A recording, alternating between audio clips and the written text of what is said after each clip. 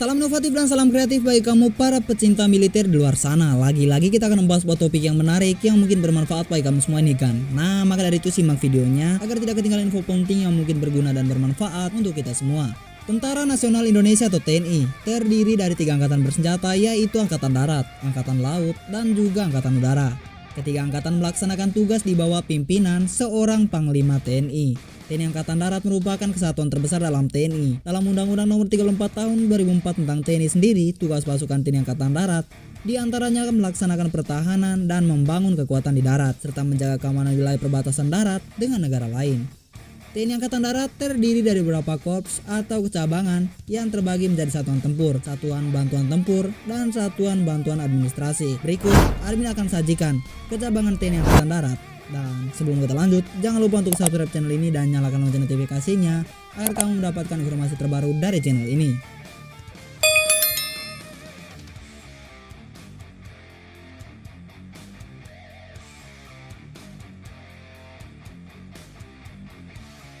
Infanteri merupakan satuan tempur dengan pasukan terbesar TNI Angkatan Darat. Pasukan infanteri sendiri dibekali persenjataan ringan dan dilatih untuk serangan jarak dekat. Satuan dengan baret hijau ini dipimpin komandan berpangkat letnan jenderal dan berada di bawah pasukan kesenjataan infanteri sendiri.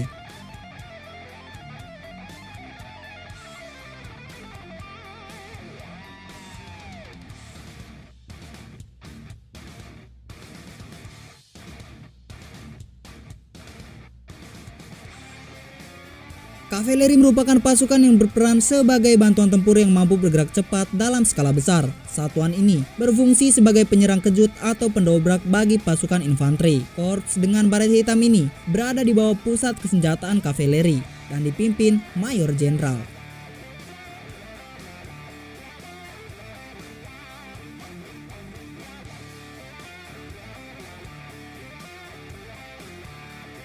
Artileri Medan merupakan satuan senjata berat. Sebagai satuan bantuan tempur, Artileri Medan atau Armet berperan dalam membantu infanteri. Pasukan berbaret coklat berada di bawah pusat kesenjataan Artileri Medan dengan pimpinan berpangkat Mayor Jenderal.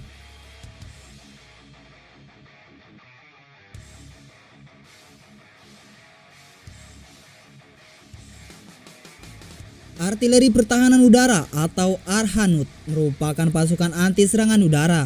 Satuan ini berperan dalam mengamankan objek darat dari perusakan. Pasukan berbaret coklat ini dipimpin seorang berpangkat Mayor Jenderal dan berada di bawah pusat kesenjataan Artileri Pertahanan Udara.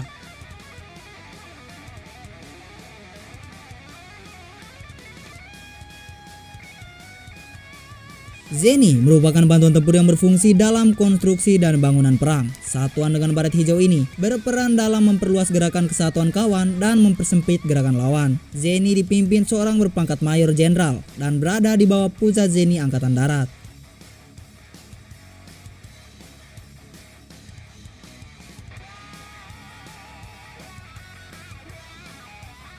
Satuan ini berperan dalam mobilitas udara seperti pengingatan melalui udara. Penerbangan Angkatan Darat atau Penermet menggunakan baret hijau ini dan berada di bawah pusat penerbangan Angkatan Darat. Pasukan ini dipimpin komandan berpangkat Mayor Jenderal.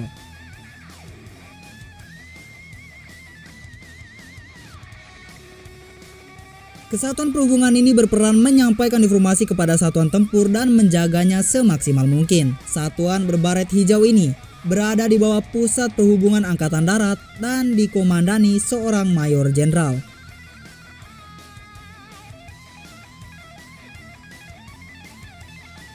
Kesatuan ini berperan dalam memelihara dan menguji kesiapan material alat tempur Angkatan Darat. Satuan ini berada di bawah pusat peralatan Angkatan Darat dan pemimpinnya berpangkat Mayor Jenderal.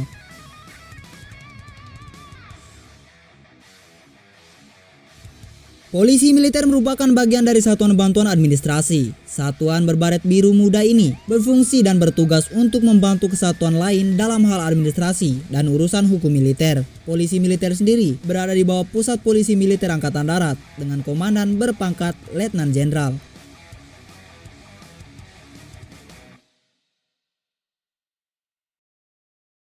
Kesatuan dengan baret berwarna hijau ini berperan penting dalam hal logistik tempur dan angkutan perang. Satuan ini berada di bawah pusat pembekalan angkutan Angkatan Darat dan dikomandani Mayor Jenderal.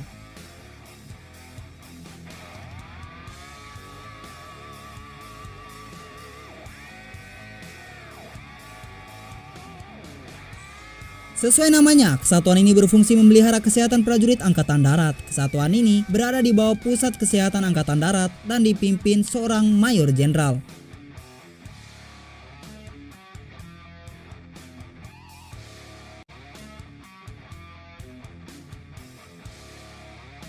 Kesatuan ini berperan dalam membuat peta tempur dan kepengurusan topografi. Topografi berada di bawah Direktur Topografi Angkatan Darat yang direkrutnya berpangkat Brigadir Jenderal.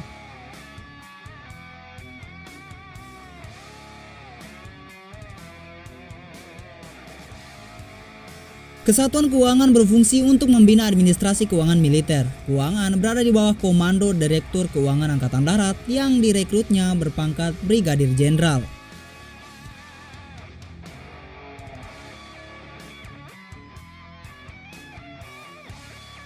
Kesatuan Hukum berperan dalam membina hukum dan peradilan militer. Hukum berada di bawah Komando Direktur Hukum Angkatan Darat yang direkrutnya berpangkat Brigadir Jenderal.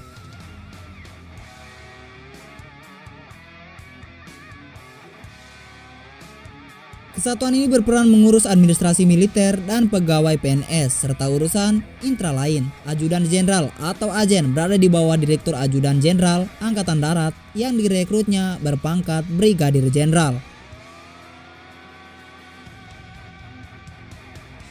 Kesatuan Wanita Angkatan Darat atau KOWAT merupakan satuan administratif bagi prajurit wanita Angkatan Darat. Korps ini berada di bawah Pusat Pendidikan Korps Wanita Angkatan Darat yang dipimpin Komandan Wanita berpangkat Kolonel.